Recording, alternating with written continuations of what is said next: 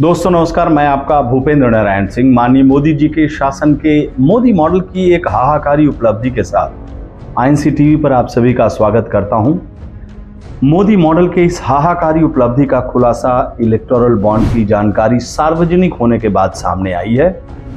पता चला है कि इनकम टैक्स, ईडी, सीबीआई जैसी जो सरकारी एजेंसियां पहले कानून व्यवस्था स्थापित करने और अपराध के रोकथाम जैसे छोटे मोटे काम करती थी, वही सरकारी एजेंसियां अब मोदी मॉडल में जबरिया कमाई भी करा रही हैं।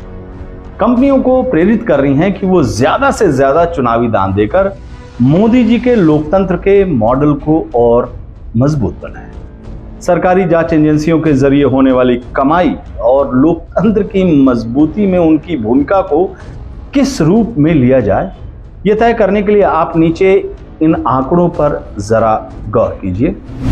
इलेक्टोरल बॉन्ड के जरिए सबसे ज्यादा दान देने वाली 30 कंपनियों में से 14 कंपनियों पर सरकारी जांच एजेंसियां छापा डाल चुकी हैं और सबसे ज्यादा 1368 करोड़ का इलेक्टोरल बॉन्ड खरीदने वाली company future gaming and hotel services private limited को आईटी-ईडी ने कैसे इतना भारी दान देने के लिए प्रेरित किया, वो जानकर आप मोदी मॉडल की तारीफ किए बिना नहीं रह सकते हैं।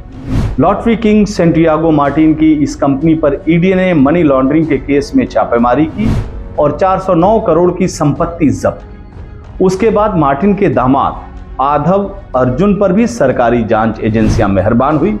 दामाद के घर सैंड माइनिंग के मामले में छापेमारी हुई। ससुर मार्टिन को तुरंत सद्बुद्धि आ गई और उसी सद्बुद्धि का नतीजा है कि लॉटरी किंग मार्टिन की कंपनी चुनावी दान करने वाली कंपनियों की लिस्ट में 1368 करोड़ का दान करके टॉप स्थान पर काबिज है ना गजब का मोदी मॉडल।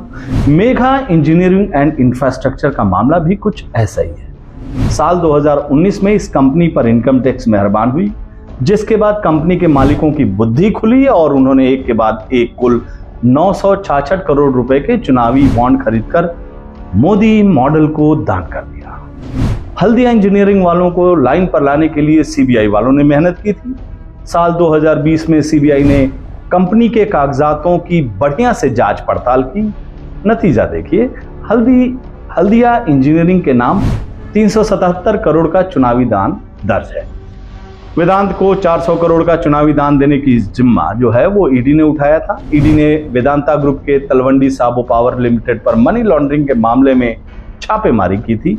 और अब बात यशोदा हॉस्पिटल वालों की, जिन्होंने 162 करोड़ का दान देकर मोदी जी के लोकतंत्र को मजबूत करने का काम किया है।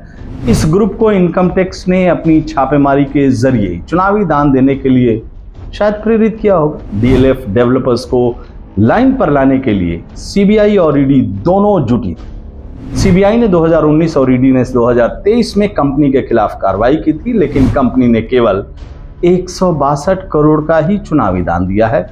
लग रहा है सीबीआई, ईडी डीएलएफ को ठीक से दान देने के लिए प्रेरित नहीं कर सकते। मोदी जी सीबीआई, ईडी की इस कोताही पर नजर फरमाइएगा। दोस्तों, कंपनी और उद्योगपतियों पर सरकारी जांच एजेंसियों की छापेमारी और फिर उनके चुनावी दान देने की जानकारी सार्वजनिक होने के बाद सोशल मीडिया पर कुछ लोग मोदी मॉडल के खिलाफ आग उगल रहे हैं। कह रहे हैं कि ये जबरिया वसूली का मोदी मॉडल है। जिस तरह गुंडों मवालियों को भेजकर भाई लोग वसूली कराते हैं, उसी तरह का काम मोदी सरकार करा रही है। कुछ लोग मोदी जी और शाह जी को कुछ खास शब्दों से भी सम्मानित कर रहे हैं। मैं उन अल्फाजों को यहाँ जिक्र नहीं करूंगा क्योंकि मुझे मोदी जी और शाह जी के मान सम्मान का खास ख्याल है। बाकी इस मसले पर आपकी राय का हमें इंतजार है। नमस्कार।